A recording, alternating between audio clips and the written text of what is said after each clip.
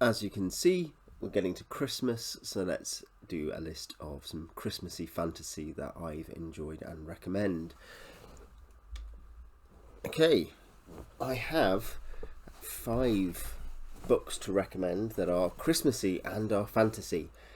It's a natural time to have sort of fantastic stories, isn't it? Because it's a time of hope amidst the darkness and of family joy, and of general goodwill to all men. And I think fantasy as a device for speculating on some of the deep things of human existence is a natural medium, isn't it? So I've got five books. I've actually got 6 books, which will make sense in a minute. But I've got 5, and I'll do them, I think, in rough excitement order for me. You will have different lists, of course. I would love if you have Christmassy fantasy that's not on this video, that if you recommend it in the comments. So the first one, I've talked about this a couple of times lately, The Nutcracker by E.T.A. Hoffmann, in a nice illustrated edition by Sana Onuka. This is a novella, really, about a little girl who receives an unusual, well, her family receives an unusual nut-cracking device in the shape of a soldier, and it turns out that this is in some way magical or alive and connects to a strange, sentient, evil mouse king and his army who start bothering the little girl over Christmas. So it's kind of very light and Christmassy, and there's an extended fantasy sequence amongst Christmas themed candy created land. Here we are on the very back. Among the dark leaves, the golden and silvery fruit shone and sparkled, while the trunks and branches were ornamented with ribbons and flowers. And when the sweet perfume stirred and moved like a soft breeze, it rustled among the boughs and leaves like music. "We are in Christmas wood," said Nutcracker. So definitionally Christmas, set at Christmas, involves some weird Christmassy lands. I enjoyed it. It's not the deepest thing ever, but it's very good fun and has a dark undercurrent, like all good fairy tales, or at least a weird undercurrent. Second, well, A Christmas Carol by Charles Dickens, which is in Christmas books. I did not know until I think I got these copies after my grandma died, how many Christmas stories Dickens wrote. This is Christmas stories. This is Christmas books. Christmas books. Have you heard of any of these other than A Christmas Carol? There's The Chimes, The Cricket on the Hearth, The Battle of Life, and The Haunted Man. They're all novella-length stories about Christmas. And then there's Christmas Stories, which is short stories, and there's 15 or so in there. I think I will read probably some more of these this year, maybe a short story or 2 at least, just to continue to enjoy the season. But A Christmas Carol, very famous story. The miser Scrooge is visited by the ghost of his old business partner, Jacob Marley, who has gone to hell, deservedly for being a rotter, and has come back to warn Scrooge that that's his fate too, unless he's careful. And then 3 spirits visit Scrooge and show him how things have come to be, how things are now, how things may yet be, and attempt to reform his behaviour. And a big emphasis is the idea of Christmas, as Tiny Tim kind of expresses. It's a time of hope. He talks about when he goes to church, doesn't he? The idea that the Christmas story is one of hope, and I think and that hope is something that Scrooge can access to if he opens his heart to others, which fits, I guess, a more secular meaning, where we see Christmas as a time for family and for being close to people who we love. So yeah, that's the second one. I'd recommend certainly both of those. I've got a double review of those just a few days ago on the channel. Third, The Night Will Be Bad and Tomorrow Will Be Beyond Imagining. The Dark is Rising by Susan Cooper. Beautiful, beautiful covers in the current Puffin paperback collection of the Dark is Rising sequence. It is Midwinter's Eve, the night before Will's 11th birthday, but there is an air of fear in the countryside around him. Will is about to make a shocking discovery, that he is the last person to be born with the power of the Old Ones, and as a guardian of the light he must begin a dangerous journey to vanquish the terrifyingly evil magic of the dark. It's a really... I've got a review of the first book in this this sequence up, and I've got a review, a video about why you should read the whole Dark is Rising sequence. I recommend both. The Dark is Rising itself is the second book, and it's it's a kind of weird supernatural fantasy of a very imaginative, sometimes almost psychedelic kind, you know, big snaps in scenes, strange things happening, inexplicable things happening. Very different to the first one, which is about a different set of children and they end up intertwining in the sequence, but where they're on summer holiday and there's a weird famous 5-type mystery, but with a kind of really just kind of unpleasant and disconcerting undercurrent to it. This is more like a hero's journey kind of quest where Will is trying to get a set of artifacts, basically. And and it happens over Christmas. It happens in the deep midwinter with the snow. There's a dark rider. It plays with themes of the season. It certainly has some of that classic family at Christmas, the desire to be close to family at Christmas stuff.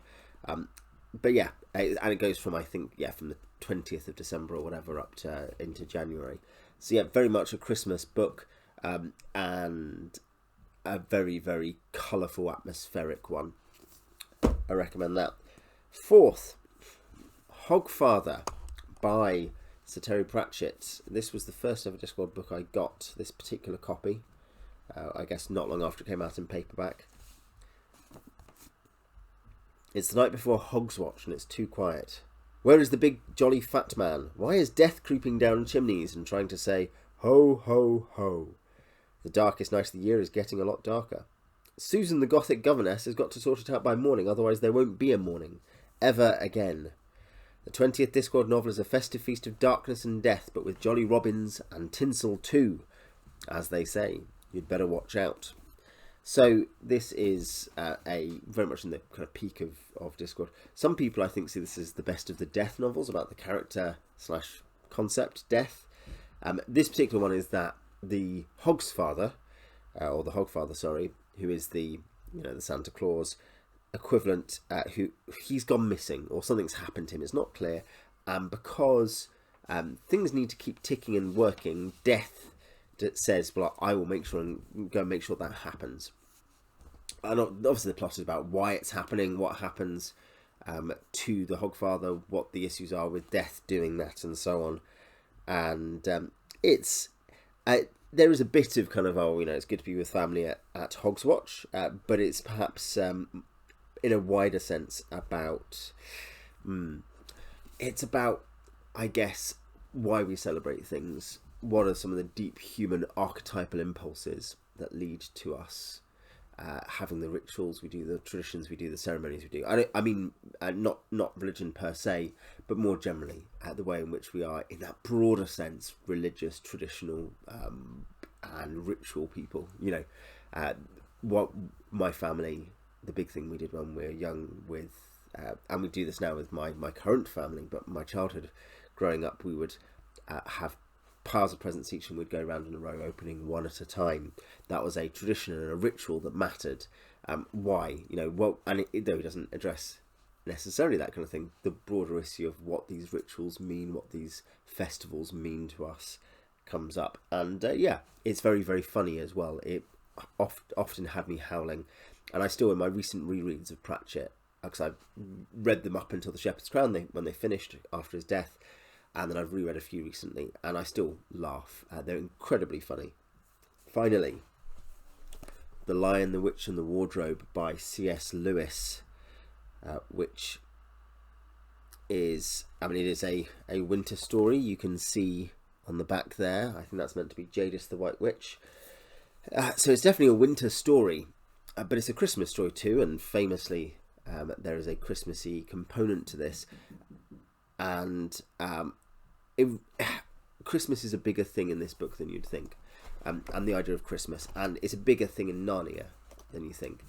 So Michael Ward, who came up with call it a theory, the Planet Narnia theory, basically about what the deep underlying pattern behind the Chronicles of Narnia is, behind the 7 books, which is widely accepted to be just the case. I don't think people really dispute it. People who originally were skeptical when they read his completed thesis were like, yep, this is right. It's it's not a fan theory, it's essentially just what is the case. But that Lewis, being a really peculiar man in some ways, just didn't tell anyone about, really.